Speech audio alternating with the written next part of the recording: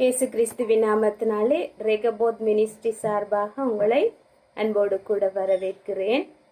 அப்படியா இந்த நாளிலும் ஏசாயா 40வது அதிகாரத்திலே 31வது வசனம் சொல்லுகிறது, கர்த்தருக்கு காத்திருக்கிறவர்களோ புது பலன் அடைந்து கழுகுகளைப் போல செட்டைகளை அடித்து எழும்புவார்கள். அவர்கள் ஓடினாலும் இளைப்படியார், நடந்தாலும் சோர்ந்து போவார். இப்படியாய் வேதம் சொல்லுகிறது. இதுல அநேக விஷயங்களை குறித்து சொல்லப்பட்டிருக்கிறது. ஆனாலும் இன்றைக்கு நாங்க பார்ப்போம், கர்த்தருக்கு காத்திருக்கிறது. இந்த காத்திருப்பு என்று நாம பார்க்கும்போது, உலகத்துல வாழுகிற ஒவ்வொரு மனுஷனும் ஒவ்வொரு விஷயத்துக்காக காத்திருக்கிறோம். வேலையானாலும் சரி, வீடு கட்டுற காரியங்கள், பொருளாதார காரியங்கள், கொடுப்பனவுகள், அநேக காரியங்கள், பிள்ளைகளுடைய திருமண காரியங்கள், வெளிநாட்டு பிரயாணங்கள், அநேகவற்றில நாங்க காத்திருக்கிறோம். ஆனா இந்த காத்திருப்பு பொறுமையோடு கூடியதான காத்திருப்பா இருக்கிறதா என்றதுலதான் எங்களுக்கு கேள்விக்குறியாக காணப்படுது. ஏனண்டா இன்னைக்கு நம்ம காத்திருக்கிறோம், ஆனா அந்த காத்திருப்பு அநேக நேரங்களில எங்களை சோர்ந்து போக பண்ணுகிறதாய் இருக்கிறது. நாங்க இது நடக்காதோ, நடக்க மாட்டுதோ, ஒருவேளை நாங்க முடிவே பண்ணிடுவோம் இது நடக்காது. ஆனா அன்றைக்கு நாங்க மனுஷருக்கு காத்திருக்கிறோம். அநேகர் பிள்ளைகளுடைய வருகைக்காக காத்திருக்கிறீர்கள். அநேகர் திருமணமாகி கணவன் வெளிநாடு தேசங்கள்ல வசித்து வருகிறார்கள், அவர்கள் திரும்ப வருவார்கள் என்று காத்திருக்கிறீங்க. இப்படி அநேக காத்திருப்புகளை நாங்க பார்க்கலாம். அநேகர் எக்ஸாம் எழுதிட்டு ரிசல்ட்டுக்காக காத்திருக்கிறீங்க.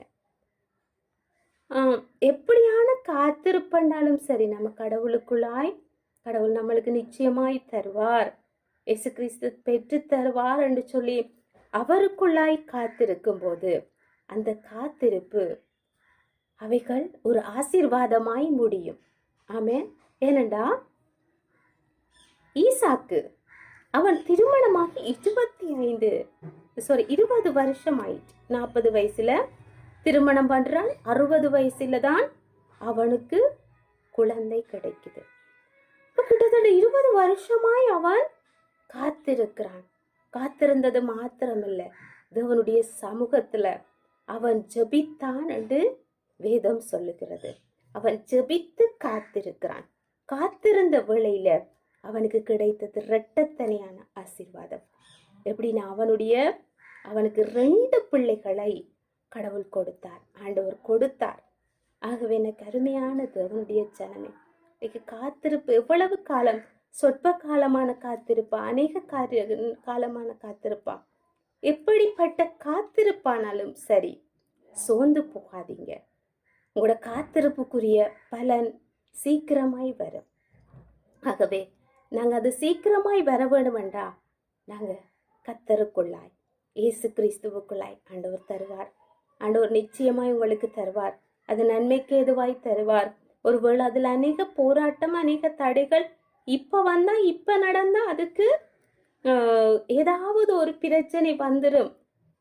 அதனால தாமதமாகி உங்களுக்கு வந்து சேரும். ஆகவே சோர்ந்து போகாதீங்க.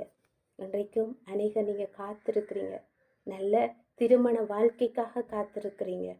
அப்படியான பெண் பிள்ளைகள், அப்படியான ஆண் பிள்ளைகள், கர்த்தர் நிச்சயமாகவே உங்களோட காத்திருப்புக்கு நல்ல பலனை கர்த்தர் கொடுப்பார், ஆண்டவர் கொடுப்பார். இந்த நல்ல நாளிலும் உங்களோட காத்திருப்பு நிறைவேற நான் வாழ்த்துகிறேன்.